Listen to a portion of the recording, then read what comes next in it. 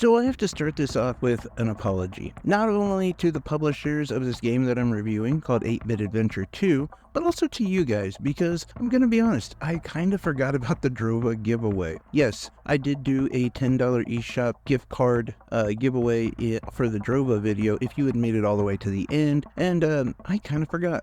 I completely apologize, but in my defense, I have to say that with my daughter's illnesses, last month finding out that we were getting kicked out of our house and we have until the end of the year to basically buy a new one because it's the cheapest option there really is. You can't rent out here for nothing. And I live in Kansas, by the way.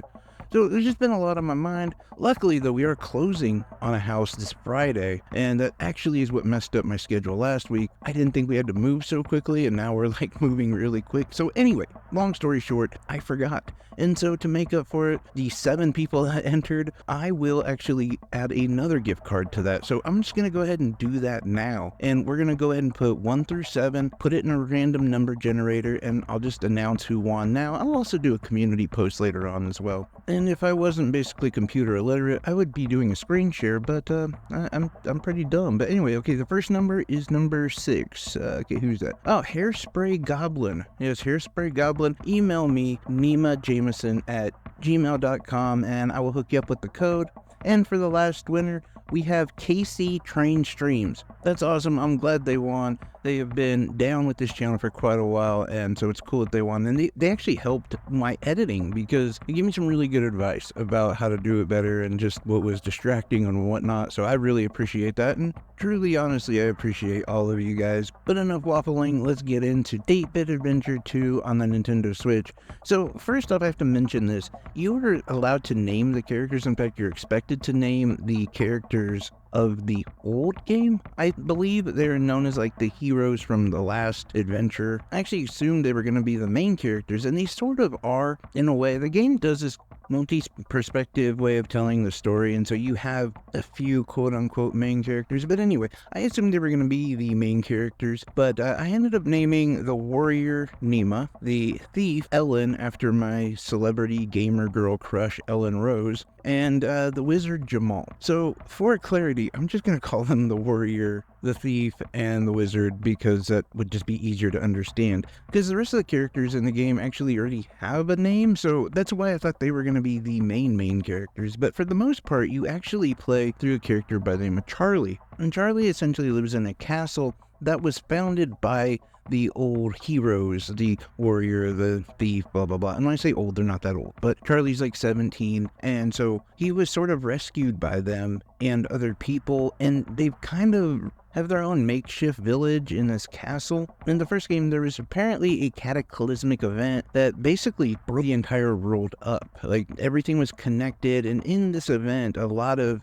children were orphaned, a lot of people were left homeless, and so they're kind of in the process of rebuilding. They're finally at a place where there is some peace. Regardless, Charlie, a lot of his friends who were orphaned, they grew up in this castle with a number of other people who didn't have a home anymore, and they were all sort of under the watchful eye of the heroes from the first game. And I promise I did not know this. Like, if there is a chance in hell that Ellen Rose sees this, I had no idea that the thief and the warrior were like a married couple, and the thief was really looking forward to basically just being married and having this happy life. I swear I just named the character Ellen as an homage. I had no idea there was like a romantic relationship. But regardless, this idea of just being retired essentially and living like a normal person comes crashing down one day when the thief talks to the queen and basically tells her, hey, the warrior has been gone for a very long time. He left me one night and it's been over 2 weeks. I've not heard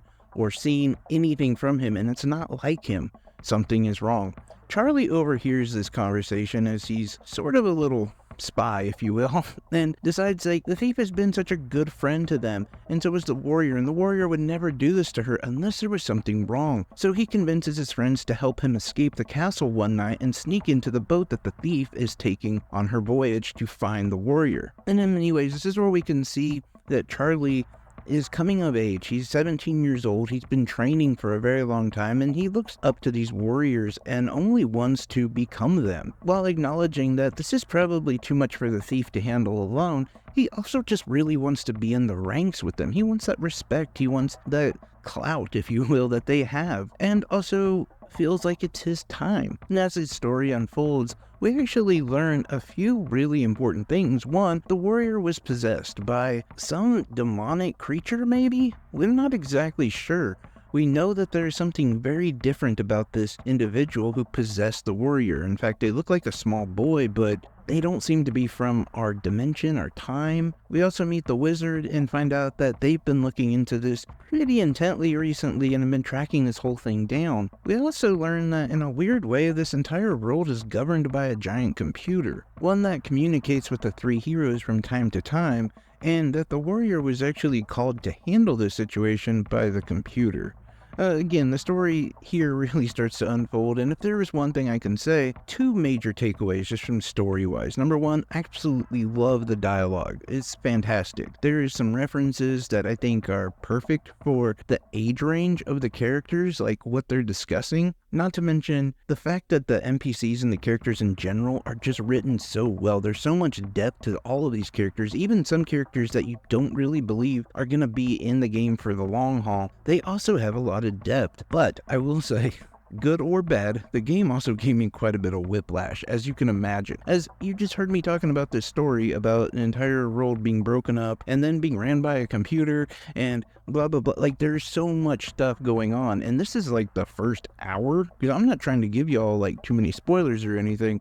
Really trying to just give you the basis of what the story comes from, and the fact that it is multi-perspective. Like, there's times you're playing as the thief, there's times you're playing as Charlie. You'll go back and forth between the warrior at times and just other characters, all in which, though, I have to say, it was done so well because I never lost my place. Like, I never was confused by what's going on or what the story was trying to tell me. So, absolutely loved the writing, loved the presentation, and I have to say, like, for some people, the combat is going to be a huge problem. It's a turn-based combat game, but there is a lot of strategy involved in this one. I was really happy to see how effective things like buffs and debuffs are, as well as special abilities, and when you decide to use them. There's also different chances for, like, critical shots, and the chances that you take there are pretty major. One could either win you a battle or lose the entire game, so you're back and forth kind of making these strategic decisions without being overwhelmed or pressured. So I really enjoyed the combat, and again, I know some people just hate turn-based, and that's just a big no for them. For me personally,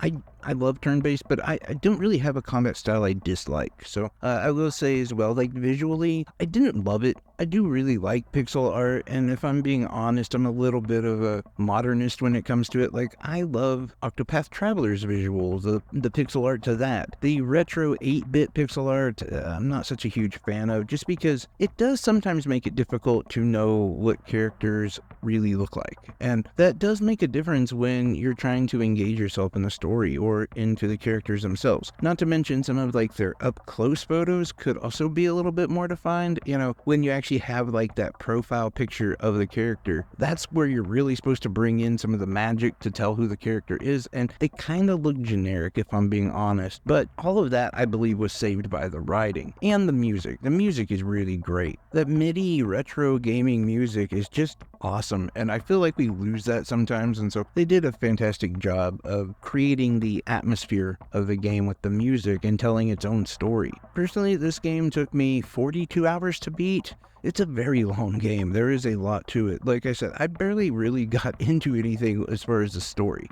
Even though it seems like that was a lot of information, it actually isn't compared to the game, and it just gets better. The storytelling gets better, the character development gets better. Like, there's a lot to love here. It is the heart of, like, retro RPG gaming, and I really loved it. I also have to say, I think one of the biggest bright spots for this game is just the pacing. There is so many different environments, so many different areas. There's like a ton of places you don't think you're going to end up, and you're there. And it happens so quick in a lot of different ways. Like, once you reach a dungeon, you have the ability to just kind of explore it, take your time there. But as far as the story pacing itself, it never slogs down at all. And it keeps you very engaged throughout almost the whole thing. There are, of course, a few moments in the middle of the game where it's like, oh, we gotta go back here again. Like, that kind of thing does happen, but it's very seldom that happens. And honestly, This was a game, like I said, took me 42 hours, but I was kind of wasting time in a lot of ways. Like I was just kind of exploring, doing other things. I think probably it's easily achievable at around the 35 hour mark. But I also didn't think that this game came out until today.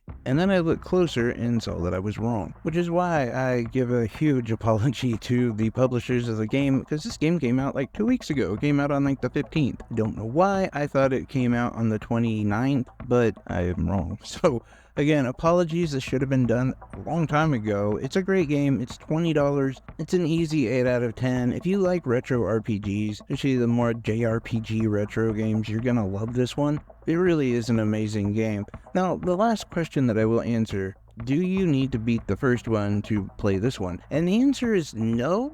Because I had actually never even heard of the first one. I don't know how I missed it, I just did. And so when I say no, it means I wish I had, because there are references to the first game, obviously. This is a direct sequel, but they do give you a lot of information up front that basically tells you the story from the first one. So you don't have to. I can say for myself, though, I am definitely going to check it out. It's on my wish list and a game that I'm going to grab as soon as I can. But I'm curious, have you guys played the first one? Have you played the second one since it's been out for 2 weeks now? What are your thoughts on it? Is it something you're interested in or something you're going to pass on? Let me know in the comment section below. I appreciate each and every one of you guys. Take care, everyone. Love y'all. Bye-bye.